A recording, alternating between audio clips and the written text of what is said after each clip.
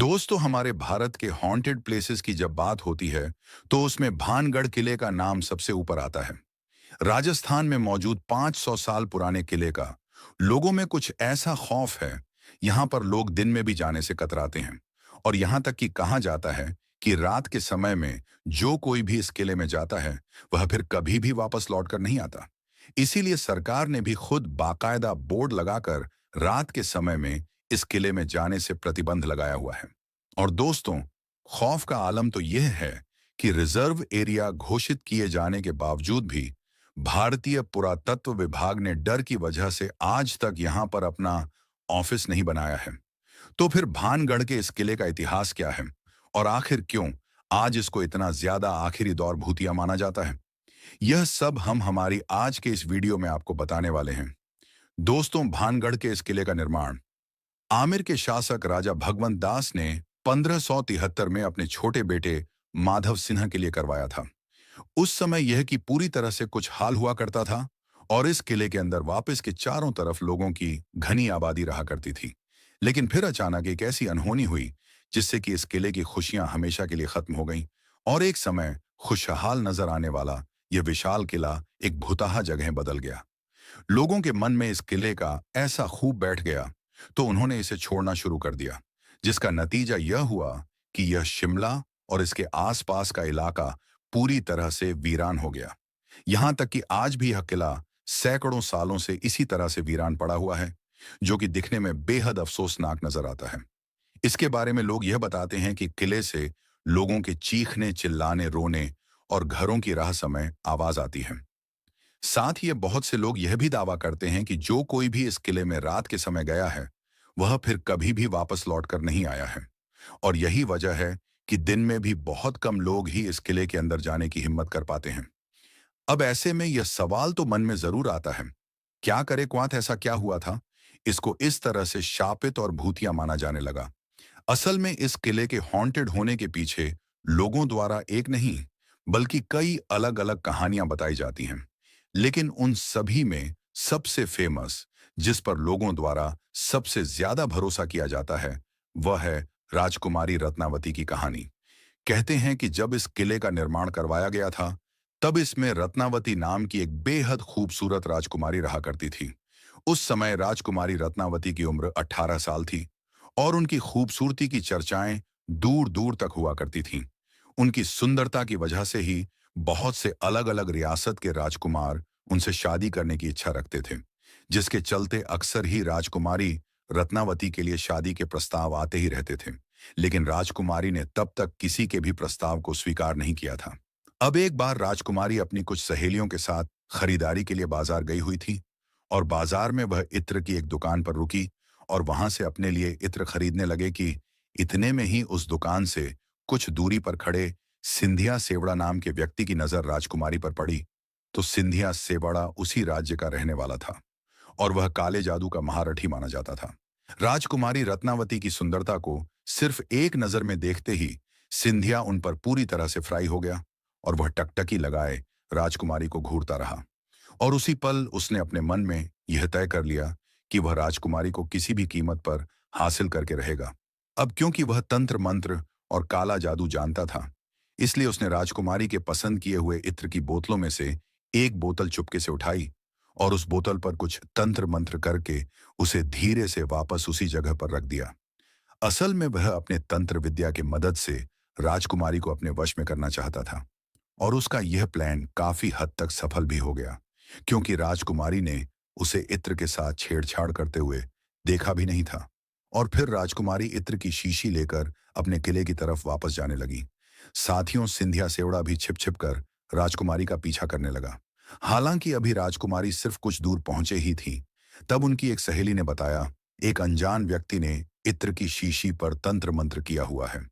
असल में राजकुमारी की उस सहेली ने सिंधिया सेवड़ा को इत्र की शीशी पर काला जादू करते हुए देख लिया था, लेकिन वह डर की वजह से दुकान में कुछ भी नहीं बोल पाई थी। अब राजकुमारी को जैसे ही काले जादू की बात पता चली तो उन्होंने वह इत्र की शीशी से रास्ते में पड़े हुए एक विशाल आकार के पत्थर पर दे मारी। पत्थर पर पड़ते ही वह शीशी टूट गई और सारा इत्र उसी पत्थर पर बिखर गया। और दोस्तों, इस तरह से इतर पर किया गया। वह काला जादू उस पत्थर में आ गया। इसके बाद से वह पत्थर खुद ब खुद लुढ़कते हुए सिंधिया सेवड़ा की तरफ बढ़ने लगा। दरअसल सिंधिया ने उस इत्र पर ऐसा जादू किया था कि जो भी कोई उसकी तरह को लगाता, वह खुद ही उस तांत्रिक सिंधिया की तरफ खींचा चला आता। और जो कि वह इत्र पत्थर पर लग गया था, इसलिए वह पत्थर तेजी से उसकी तरफ बढ़ने लगा है। पत्थर ने लुढ़कते हुए उस तांत्रिक सिंधिया को कुचल दिया, जिससे कि उसकी मौत हो गई। लेकिन मरने से पहले सिंधिया सेवड़ा ये शाप दे दिया कि राजकुमारी समेत इस किले में रहने वाले सभी लोग जल्दी एक दर्दनाक मौत मारेंगे और उनकी आत्माएं हमेशा के लिए इस किले में भटकती रहेगी। इस हादसे के कुछ ही समय बाद भानगढ़ और उसके करीबी राज्य अजबगढ़ के बीच में एक युद्ध छिड़ गया था। और दोस्तों, अजबगढ़ की सेना अब बहुत ही ज्यादा शक्तिशाली थी। इसके चलते उनके सिपाही भानगढ़ के किले में घुस गए और किले में मौजूद हर एक पुरुष, महिला और यहाँ तक कि बच्चों को भी मौत के घाट उतार दिया, जिसमें कि राजकुमारी रत्नावती भी नहीं बच पाई थी। और दोस्तों, कहते हैं इस खतरनाक कत्ले आम के बाद से ही यह किला श्रापित हो गया था और उस नरसंहार में मारे गए मासूम लोगों की आत्माएं इस किले के अंदर ही भटकने लगी थीं। दरअसल किले के आसपास रहने वाले लोगों को अंदर से अजीब अजीब आवाजें आती थीं और साथ ही किले की तरफ जाने वाले लोगों के गायब होने की घटना अक्सर सुनने को मिलती रहती थी। और दोस्तों, इन सभी चीजों के चलते ही किले के आसपास रहने वाले लोगों ने भी अपनी बस्तियां छोड़कर दूसरी जगह पर रहना शुरू कर दिया। और देखते ही देखते यह किला और इसके आसपास का इलाका पूरी तरह से वीरान हो गया। इसके अलावा दोस्तों, इस किले के भूतिया होने के पीछे एक और कहानी यह भी बताई जाती है कि जिस समय यह किला बनाया जा रहा था, तब इस किले के जमीन के पास ही जब इस किले के बनने की खबर मिली, तो उन्होंने राजा भगवान दास के पास यह संदेश भिजवाया कि वे अपने किले को इतना ऊंचा न बनवाएं कि उसकी परछाई मेरी कुटिया तक पहुंच जाए। अब राजा भगवान दास ने बाबा की उस बात को गंभीरता से नहीं लिया और जब यह किला बनकर तैयार हुआ, तो इसकी परछाई बाबा और दोस्तों, परछाई को देखकर बाबा क्रोधित हो गए और गुस्से में उन्होंने श्राप दिया, यह भानगढ़ पूरी तरह से तबाह हो जाएगा।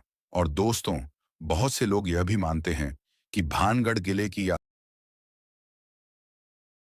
वजह से ही हुई है। इसके अलावा एक कहानी तो यह भी बताई जाती है कि भानगढ़ में एक युद्ध हुआ था। इसमें कि भानगढ़ के सिपाही पूरी तरह से हार गए थे, लेकिन भानगढ़ के राजा और उनके परिवार के दूसरे लोग अपनी जान बचाकर वहां से भागने में कामयाब रहे। अब जो कि उन लोगों ने किले के अंदर अपना काफी सारा खजाना छिपाया हुआ था, इसीलिए दुश्मनों से उस खजाने को बचाने के लिए एक झूठ फैलाया गया कि यह इलाका पूरी तरह से शापित है और अगर कोई व्यक्ति इस किले में जाएगा तो उसकी तुरंत मौत हो जाएगी। और दोस्तों, इस तरह से खजाने को बचाने के लिए फैलाई गई। यह वह लोगों ने स्वच्छ मालिक और भानगढ़ का या किला हमेशा के लिए हांटेड समझा जाने लगा। वैसे वजह चाहे जो भी रही हो, लेकिन इतना जरूर है कि इस किले को भूतिया बनाने में हमारी सरकार काफी हाथ रहा है।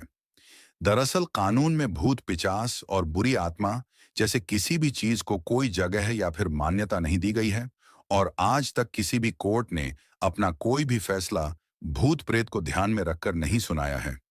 इसके बावजूद भी सरकार द्वारा किले के बाहर बोर्ड लगाकर उस पर लिखना कि रात में इस किले में जाना मना है और भारतीय पुरातत्व विभाग का यहाँ पर अपना ऑफिस ना बनाना भी सभी चीजें कहीं ना कहीं इस बात की तरफ इशारा करती हैं कि हमारी सरकार भी भूत प्रेत में विश्वास रखती है।